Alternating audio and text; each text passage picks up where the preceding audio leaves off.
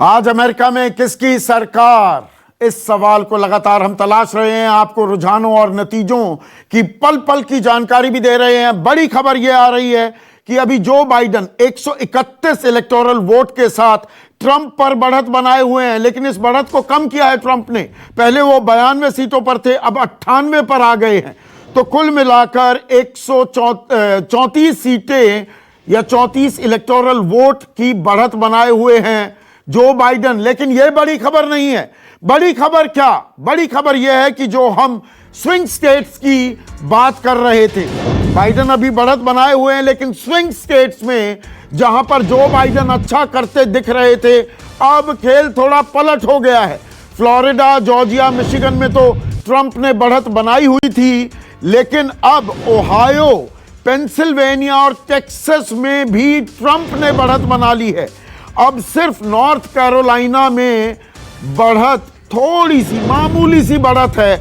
जो बाइडन की 49.5% vote, 49.5% vote उनके पक्ष में और 49.3% वोट डोनाल्ड ट्रंप के पक्ष में। महज 9,000 वोटों का अंतर है। तो स्विंग स्टेट्स की बात करें, फिर से बता दूं, Florida, Georgia, Michigan, Ohio, Pennsylvania, Texas, यहां पर ट्रंप ने बढ़त बना ली है और नॉर्थ कैरोलिना में महज 9,000 की बढ़त है।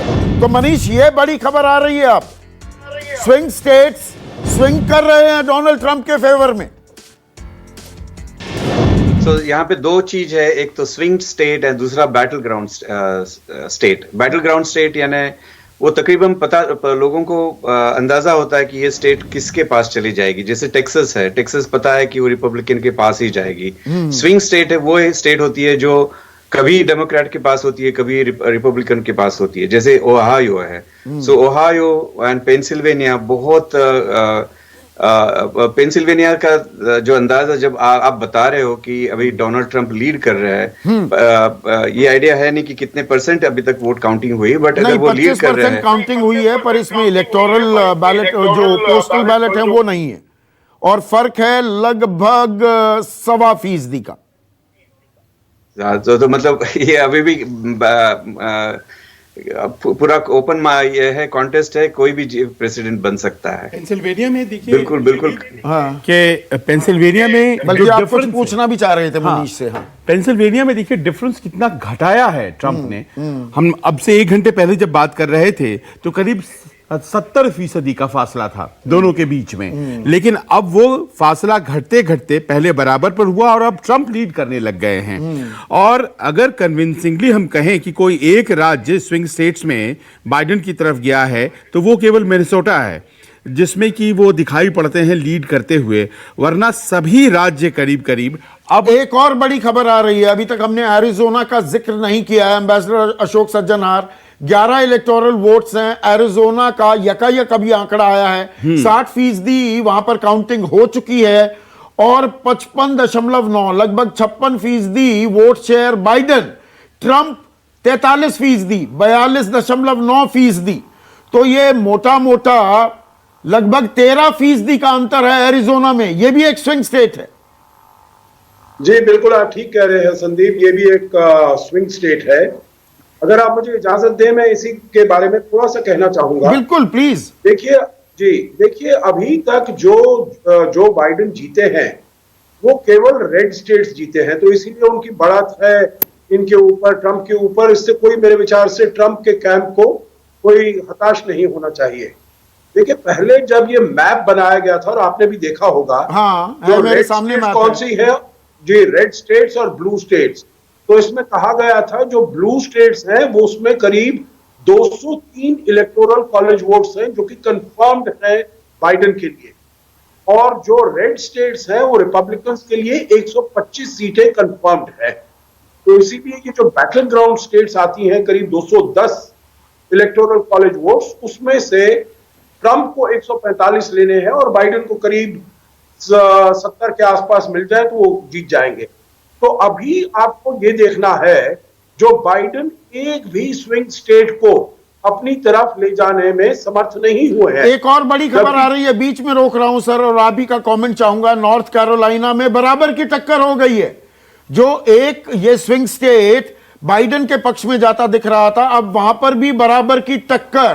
तो कुल मिलाकर एरिजोना और न्यू हैम्पशायर, अब न्यू हैम्पशायर में तो 4 इलेक्टोरल वोट हैं, Florida, Georgia, Iowa, Michigan, Ohio, Pennsylvania और टेक्सास, ये ट्रंप के खाते में जाते दिख रहे। तो ये मैं कहूंगा ट्रंप के लिए बहुत अच्छी खबर है। दूसरी बात है, new Hampshire was never a red state, वो हमेशा ब्लू स्टेट रहा है। और अब अगर इसकी जो 4 इलेक्टोरल कॉलेज वोट्स अगर रेड में आती हैं, नहीं, रेड में नहीं आ रही है, ब्लू में ही है, ब्लू में है सर। अच्छा, ब्लू में नॉर्थ कैरोलिना और न्यू हैम्पशायर, 2 ये ब्लू और एक एरिजोना।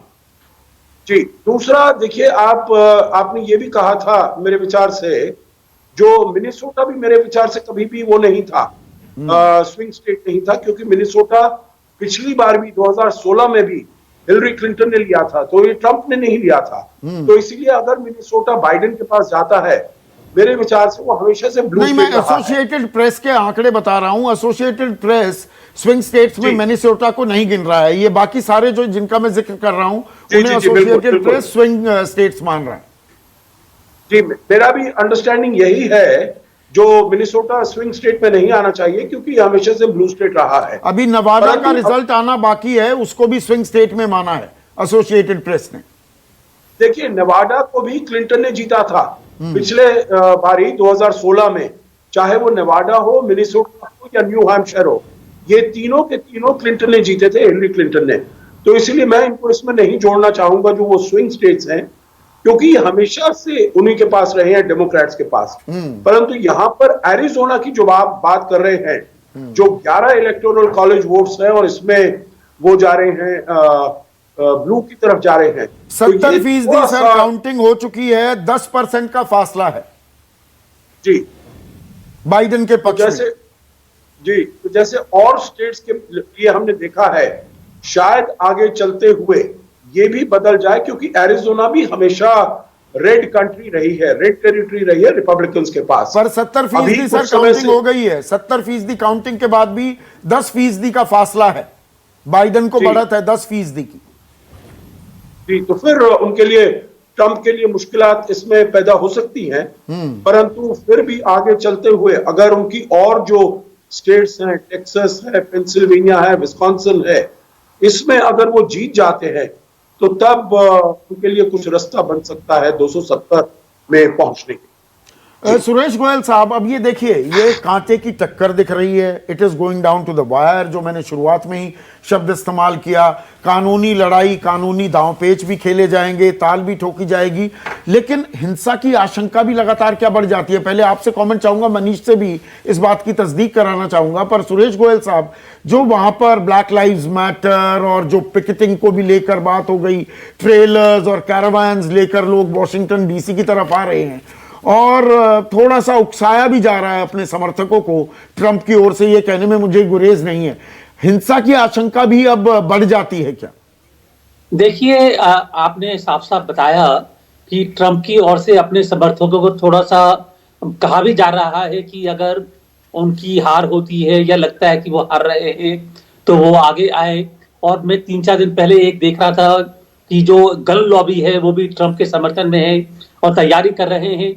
मैं साफ साफ ये कहना चाहूंगा कि अगर ट्रंप जीत जाते हैं तो मुझको नहीं लगता कि वो हिंसा की इतनी ज्यादा गुंजाइश है, लेकिन अगर मार्जिनल वोट रहता है और फिर ये मामला आगे बढ़ता है, कानूनी लड़ाई बढ़ती है, तो बिल्कुल ये एक बड़ी स्ट्रॉन्ग पॉसिबिलिटी है कि लोग। आप क्या इनपुट दे पाएंगे? आप वॉशिंगटन में बैठे हैं, जो हम ये सवाल पूछ रहे हैं, ये कोरे कयास हैं या ये जमीनी हकीकत भी हो सकती है? नहीं, ये जमीनी हकीकत है। लोग काफी घबराए हुए हैं, डीसी में ही नहीं, सब जगह रूरल एरिया में जहां पे डेमोक्रेटिक वोटर्स ज्यादा है वहां पर लोग घबराए हुए हैं। क्योंकि अगर जैसे इन्होंने कहा कि अगर ट्रंप जीत नहीं जाते हैं और अगर ये कानूनी लड़ाई होती है और ये वो लड़ाई अगर लंबी हो जाती है तो बहुत ही इट्स अ कॉन्स्टिट्यूशनल क्राइसिस आ जाता है, क्योंकि जब तक का अनाउंसमेंट नहीं होता है कि कौन जीत गया है, जब तक वो कानूनी लड़ाई पूरी नहीं होती है, ट्रम्प शायद कह सके कि मैं व्हाइट हाउस नहीं छोड़ूंगा। तो ये एक बड़ी समस्या हो सकती है। हिंसा भी, चुनावी हिंसा वहां देखने को नहीं मिलती है, चुनाव के बाद की हिंसा। और बड़ी खबर, और संजीव बल्कि कह रहे हैं कि ये खबर आप बता दीजिए, नॉर्थ कैरोलिना में अब ट्रंप ने बढ़त बना ली है। ओहायो में भी, यहां पर तो 4% का फासला हो गया है। पेंसिल्वेनिया में भी, यहां पर भी लगभग 4% का फासला। टेक्सास में भी बढ़त बना ली है। तो अब न्यू हैम्पशायर और एरिजोना बच गए हैं स्विंग स्टेट्स में, और आयोवा अभी वहां पर गिनती शुरू हुई है। अभी आयोवा में शुरू हुई है और नेवाडा में अभी शुरू होनी बाकी है, शुरू होनी बाकी है बस। लेकिन यहाँ ये तो तय हो गया है कि सभी स्विंग स्टेट्स में, ज्यादातर स्विंग स्टेट्स में अब ट्रंप लीड कर रहे हैं। एरिजोना को केवल छोड़ दीजिए, और वहां भी फासला कबने लगा है, अब 9% रह गया है। हाँ। आप थोड़ी देर पहले 10% का फासला बता रहे थे, अब वो फासला घट करके 9% का हो गया है। यानी कि एरो जो है वो ट्रंप की तरफ पॉइंट करने लगा है। 2,10,000 वोटों का अंतर है। हाँ। और इन खबरों के बारे में लगातार हम विश्लेषण करते रहेंगे। नमस्कार, मैं हूं मानक गुप्ता। अगर आपको हमारा ये वीडियो पसंद आया हो तो इसे लाइक और शेयर जरूर करें, और हाँ, हमें सब्सक्राइब और फॉलो करना ना भूलें, ताकि आप देश और दुनिया की कोई खबर मिस ना करें। तो जुड़े रहिए हमारे साथ और देखते रहिए न्यूज़ 24।